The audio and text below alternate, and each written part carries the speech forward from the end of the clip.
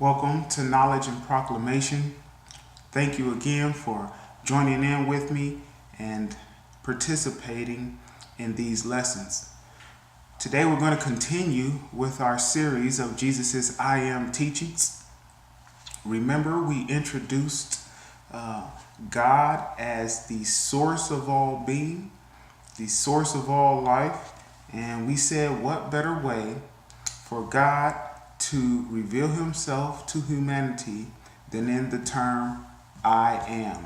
I exist. I exist now. I have existed in the past and I will exist in the future. All of this is wrapped up in the term that we see in the Old Testament, I am, which was communicated to Moses, the covenant name of God in Yahweh. Okay, and so then we fast forwarded to the time of Jesus, where he uses this terminology in reference to himself. Remember the Greek terms, ego, eimi, sort of I am. They're trying to put emphasis on this use that Jesus is using for I am. This is no ordinary use. And so we see Jesus using the covenant name of God in reference to himself. He then adds these descriptors that give us some insight into who he is as God, into his divinity, and into God's relationship with ourselves. And so this week we're going to go into Jesus' teaching where he says, I am the way, the truth, and the life. This is going to be coming from John chapter 14, verses 1 through 7. I encourage you to read the scripture and go ahead and read the whole chapter. It's good to get all the context and see everything that's going on in this Gospel of John so that we can better understand exactly what Jesus is trying to get across to his disciples in this case. So read with me John chapter 14, verses 1 through 7. Let not your hearts be troubled. Believe in God, believe also in me. In my Father's house are many rooms. If it were not so, would I have told you that I go to prepare a place for you? And if I go and prepare a place for you, I will come again and will take you to myself, that where I am, you may be also. And you know the way to where I am going. Thomas said to him, Lord, we do not know where you are going. How can we know the way? Jesus said to him, I am the way, and the truth, and the life. No one comes to the Father except through me. If you had known me, you would have known my Father. Also, from now on, you do know him and have seen him.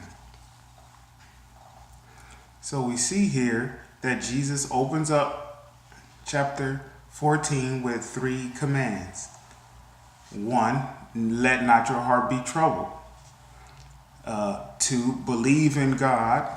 And 3, believe also in me. And so we see this a lot in these times that Jesus is using these I am teachings. He is drawing lines and parallels between himself and God. And so he tells the disciples to let your hearts be at ease. Believe in God, believe also in me. Here it is. That same type of belief that you have in God, Jesus is telling them to have that type of belief in himself. Again, we see this back and forth, drawing parallels between himself and God. What's important to note here is why he is telling the disciples to let their hearts be at ease, to not let their hearts be troubled. It is because in the final verses of chapter 13, he has just alluded to his own death. He was telling them that it was coming time for him to leave them. And this is the scene where Peter says, Lord, where are you going? I will go with you even unto death. And so it seems like the disciples around him know that he's talking about his own death. And Peter lets us know this by saying he will even go to death with Jesus. And this is the scene where Jesus lets him know that not only will he not go to death with him, at least not at this time, but he will deny Jesus in Jesus's most earnest time of need. And so this makes the disciples mad, not mad, but sad. And so Jesus is trying to comfort their hearts here in the first verses of chapter 14. And so he says, let not your hearts be troubled. Don't be sad. Don't be sad about what I'm telling you. He says, believe in God, believe also in me. Okay, so he's telling them to put their hopes in God and as well to put their hopes in himself. Jesus is continuing with his comforting message to his disciples by saying that he is going to prepare a place for them. He said, I'm going to my Father and I'm going to prepare a place for you so that one day I will be able to receive you to myself. So their time away from Christ is only to be temporary. It's only to be for a moment. One day they are going to be with Christ again. And so it is the same way for us today. One day we will be with Christ. Whether we leave this life through death or he comes back to receive us to himself. One day we will be with Christ. Our separation from Christ, separation of the church from its groom is only temporary. The groom will come to receive his bride. Although they may have found this somewhat comforting, we see there is some confusion amongst the disciples. How do we know this? This is why Thomas gets the courage up to say, Lord, we don't know where you're going. So how can we know the way? So clearly they are not following Jesus's theme. He's saying that I'm going to my Father. I'm going to my Father's house. He keeps mentioning his Father. Jesus is going to his Father. And I think they have some inkling of what he's talking about, again, because they feel that he's referring to his own death. But they're still struggling, trying to put together the pieces. So you see Thomas, Lord, we don't know where you're going. So how can we know the way? And Jesus responds, and here he goes into the I am teaching. He says, I am the way, the truth, and the life. This is in reference to going to his Father's house, going to see his Father. And he lets us know this because he continues on. No man cometh to the Father except through me. So all of this theme is talking about Jesus going back to the Father, going back to God. And then when he starts to explain that I am the way, the truth, and the life, all of these things are needed to get to the Father. He is all of those things. He is the only way. He says that no man comes to the Father except through him. Okay, so Jesus is again pointing to his exclusivity. We see that in several of the I am teachings. And then he is also pointing to him being the gate. Remember, he talks about being the door to the sheep. He is the person that we go through to gain access to the Father. Jesus makes his most prominent claim of exclusivity. He is the only singular and solitary way to God. There were many ways of life, philosophies, and great teachers, and even others who had messianic claims during the time of Jesus. They were claiming that they were the way to God, to follow their teachings to reach this pinnacle of human existence. And it is no different in our society, full of pluralities, full of different views.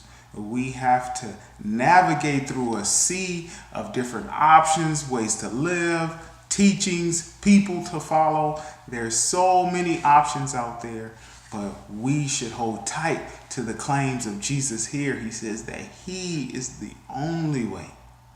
He is the embodiment of truth. He is the life we need to gain access to God.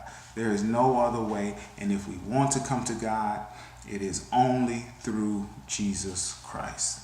He dismisses them all. He draws distinction between himself and all others. This would include for those Jews that are around him, Moses, Isaiah, Jeremiah, any of the great men of the past that they may have felt they should follow. They may have felt pride in being in the lineage of Abraham, Isaac, and Jacob. But Jesus is saying all of those take a back seat to himself if you want to gain access to God. He is the only way. Jesus' claim here lets us know that human life is lost and confused and has no access to God if it doesn't seek himself as the way. In 2016, the Oxford Dictionary proclaimed the term post-truth as the word of the year. The word describes a climate where the truth is unimportant or irrelevant. This type of view has led to what many call a relative view of truth throughout society. This is where people are able to state the claim that they're living out their truth.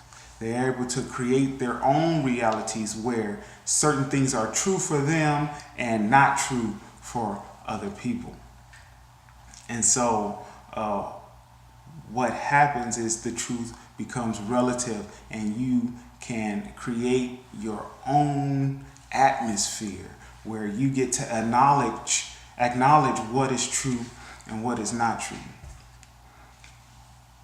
But the problem is you must answer the question, are your claims true in an objective sense? Is there some reason for the conclusions that you come to that others should acknowledge it? As people try to determine themselves, they want others to recognize that determination as if that determination was objective, as if that determination was something that others should recognize also. But if it is something that is objective and others should recognize, it defeats the initial claim that you are able to create your own realities, create your own truth.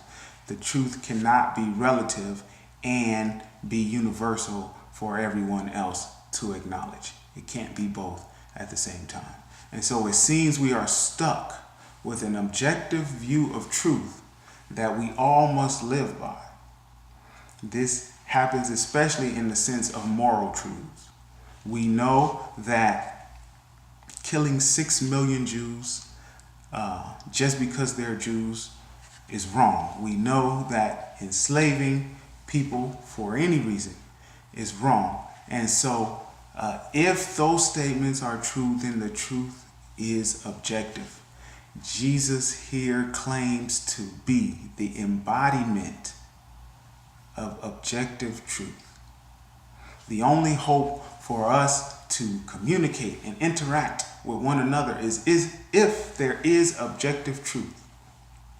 Jesus is claiming that all of these things, all the coherency of life holds together within him. This is the statement the Apostle Paul made, that all things hold together in Jesus Christ. Remember, we began this I Am series talking about God as the source of all being. And we concluded that all life comes from a prior life, which leads to a being who is the source of all life. Jesus here is claiming to be the life. He is claiming to be equal with God the Father as the source of all life. This leads the Apostle Paul, when he's talking to the philosophers of his day, to say in him, that is in God, we live, move, and have our being. Jesus Christ, being equal with God, is the sustainer and the source of all life. Thomas Kempis poetically captures what Jesus is saying here in this text when he writes, "Follow me. I am the way, the truth, and the life. Without the way, there is no going. Without the truth, there is no knowing. Without the life, there is no living. I am the way which you must follow, the truth which you must believe, the life which you must hope. I am the inviolable way, the infallible truth, the unending life. I am the way that is straight, the supreme truth, the life that is truth, the blessed, the uncreated life. If you abide in my way, you shall know the truth, and the truth shall make you free, and you shall attain life everlasting." Jesus goes on to draw one more parallel between himself and God when he says, "If you had known me, you would have known my Father also. From now on, you do know him and have seen him." Jesus here claims to be the embodiment of the all-powerful, eternal Yahweh, the great I am. Our God is spirit. We cannot see him, but we have been shown the Father through the incarnation of Jesus Christ. This is what Jesus is trying to get across to Thomas. If you want to know the Father, look upon the face of Jesus Christ. For us, it is to look upon the life, the death, and resurrection of Jesus Christ if we want to get to know God the Father. Thank you for joining Knowledge and Proclamation. I am so greatly appreciative to everyone who takes the time to watch these videos, and I hope that you enjoy the lessons. Please subscribe and follow us. Find us on Facebook at Knowledge and Proclamation, and subscribe to our blog at knowledgeandproclamation.com. Again, thank you.